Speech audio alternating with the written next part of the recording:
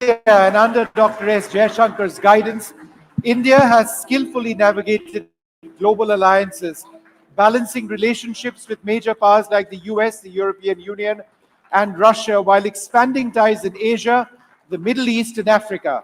Dr. Jaishankar's approach to international relations, characterized by India's multi-alignment strategy, has allowed India to retain our autonomy and avoid being into polarizing geopolitical blocs, thus emerging as a neutral, stabilizing force in the face of many crises engulfing the world. Okay. Come, Please come, please. sir. Oh, please do.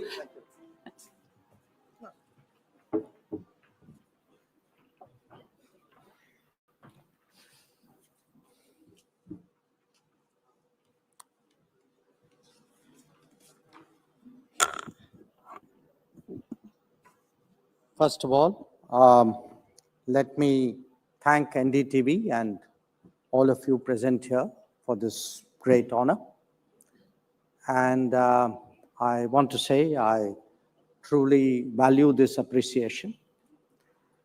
But I also want to say that at the end of the day, we are all creatures of our times.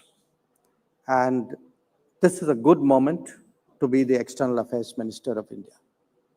So a lot of the credit, I believe, should go to our times, to the country where it is today.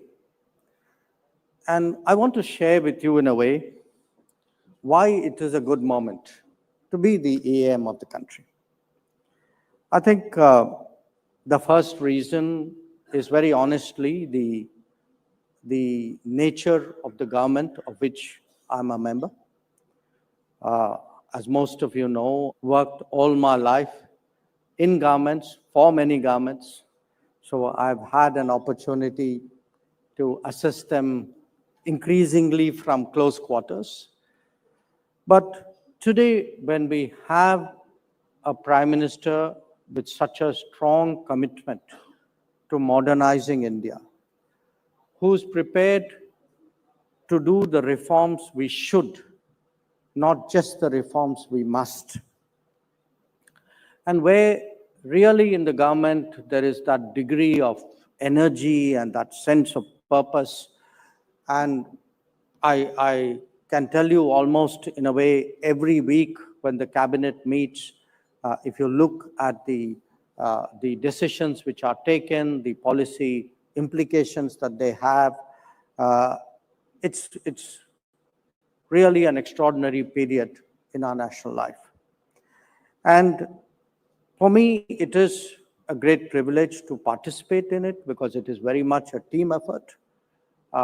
It's a very integrated way of working. And I would say again, as someone, who's in a way a kind of relatively a specialist in their domain, for me, this period has been a period of great learning as well. The second reason why it's a good time is actually because the external and the domestic, this dynamic has become much closer today than it has ever been before. Yesterday, I was attending a book release event, and one of the speakers said something which caught my attention. They said that when we started our economic reforms in 1992, 91, 92, we were a $250 billion economy with a trade of $40 billion. Today, we are a $4 trillion economy with a trade of $800 billion. So think about it.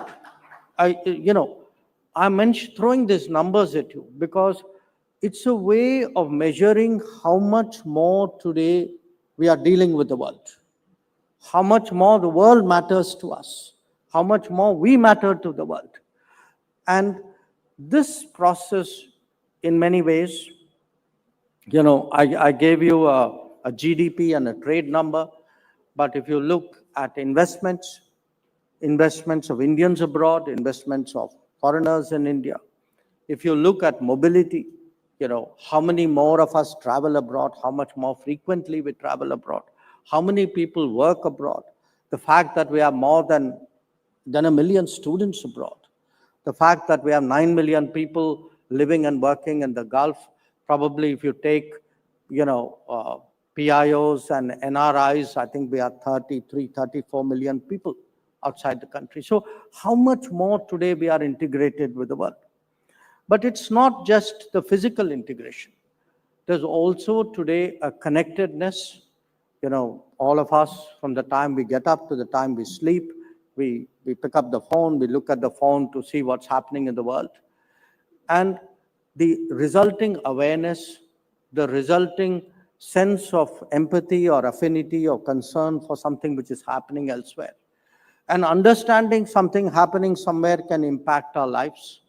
I think all of this today has actually profoundly changed the country. It has changed the society. And what it has done, in many ways, it has actually made foreign policy much more relevant to Indian society. So I could say in some ways, not as a personal testimonial, but as a description of the times today, that I have the privilege of being a foreign minister who can travel around India and find in the remotest parts of India an interest in foreign policy, which probably was not there even 5-10 years ago.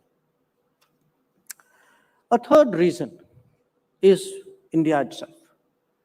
I think we are far more ambitious. We are far more aspirational.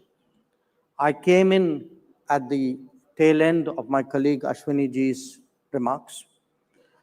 And, some of what I heard him say, that itself should tell us really how much, what are the times that we live in. This is no longer an era where people are satisfied with the basics. This is not their expectation. This is not the limit of their expectation of the government anymore. That what in a way the digital public infrastructure has done, the implications it has had, not just for governance, for our ability to deliver benefits. That what he spoke about, the food and nutrition support, the health facilities we give, the houses we give, and these are the citizens' entitlements, except they were the citizens' dreams at one point of time. Today, they are the citizens' demands. In many ways, the citizens' achievements which they have in their hand. So we are living in times where the quality of life is different, quality of jobs are different, quality of expectations are different. And if we look at our own conversations, you look at the national conversation, we are today talking increasingly seriously about Make in India, about being Atmanirbhar Bharat. We are aspiring to a Viksit Bharat. It's not an aspiration we would have had 5-10 years ago. Or, in fact, if one looks even at the achievements which give these aspirations credibility, this is today a kind of a can-do generation, a generation that has done the Chandrayaan, a generation which, was probably the most efficient producer and inventor of vaccines during COVID, which has produced its telecom technology. We talk of an India stack today, we talk of our own 5G technology. Or, as my colleague probably mentioned before I came in, a generation which today produces its own trains, Vande Bharat, of which we can be justifiably proud. Now, that's what's happening inside the country. But if you look outside the country, my particular responsibility, again, if you look in terms of our ambition and aspiration, we are charting our own way. We have today, in a way, we are a co-inventor of the Quad. We are pushing a new connectivity initiative called IMEC through the Middle East. We were the progenitors of the International Solar Alliance, of a disaster resilient. So in a way, this is today a country of ideas. It is a country which is shaping global conversations. So that too is a reason why it's particularly fortunate to represent the country and to hold this responsibility. But I do want to say a few words also about our capability and our confidence. I spoke about the COVID. I can tell you, as a person who travels around the world, probably, I think I can assert more than anybody else in this room, unless there's somebody from an air crew who happens to be here. But, you know, much of the world still has not recovered from the COVID. Not just, it doesn't have to be countries in Africa and Latin America. I can tell you even parts of Europe have not recovered from the COVID. So if you look today at the bounce back, how we handled it, how we have recovered from it, or indeed of challenges like the one we had for 4.5 years, and to some extent we still do on our border with China, that the firmness, the determination, the fortitude with which we face that challenge. Or look at the way we are responding today to terrorism, that a country which let an incident, which let an attack as big as 26/11 actually pass unanswered, is today, sending a very clear message through strikes in Uri and Balakot.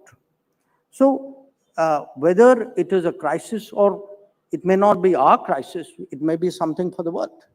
One of our neighbors went through what was probably the deepest financial crisis in decades, which was Sri Lanka. And at the end of the day, more than the global institutions which were supposed to help that country, it was actually a neighbor like us who stepped forward of a scale of assistance which we ourselves would not have contemplated years ago. Or take the responsibility we shouldered just recently, the G20 responsibility.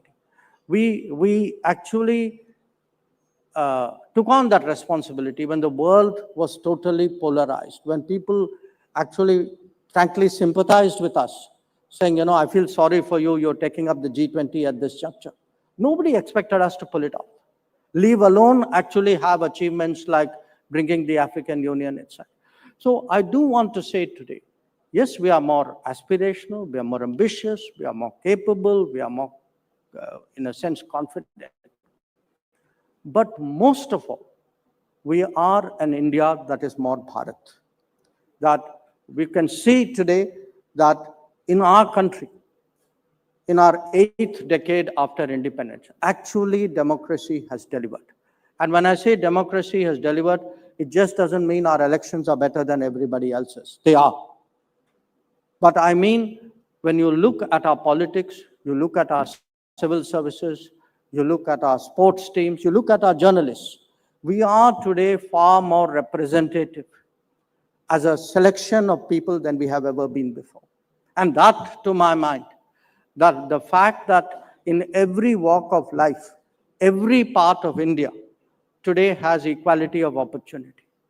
That success is not something which is elitist, which is not something which is metropolitan.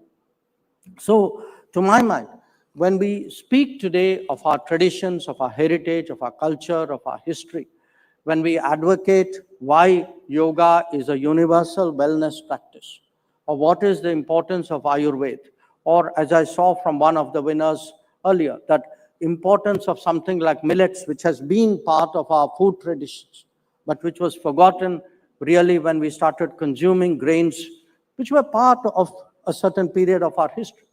So we are today a country under transformation, but a country who are, in a way, both staying true to our tradition and yet using technology to look ahead in our future. So I held forth at some length. I hope you would excuse me for that. But I do want to share with you today what a privilege it is today to be a face of this country abroad.